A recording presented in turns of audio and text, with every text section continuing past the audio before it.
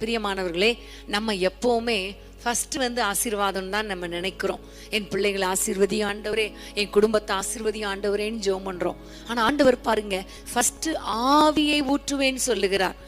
ஆவி இறங்கிட்டுனாலே ஆசீர்வாதம் தானாக வந்துவிடும். ஆமீன். எப்படி ஒரு இடத்துல நதி ஓடுதோ, அந்த தண்ணீர் ஓடினால் அந்த பட்டணம் அதற்கு பிறகு செழிப்பாக மாறிவிடும் இல்லையா?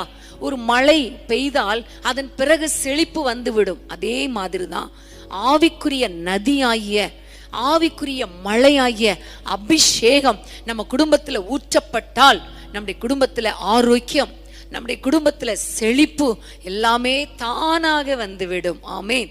ஆகவே நம்ம எல்லாரும் ஆண்டவரை நோக்கி ஜெபிக்க போறோம். எல்லாரும் ஆண்டவரை நோக்கி, ஆண்டவரே எங்களுடைய குடும்பத்துல ஆவியானவர் இறங்கி வாங்க, எல்லாரையும் அபிஷேகத்தால் நிரப்புங்க, பிள்ளைகளை அபிஷேகிங்க, குறிப்பா வாலிபர் மேல ஆவியை ஊற்றுங்கன்னு சொல்லுங்க.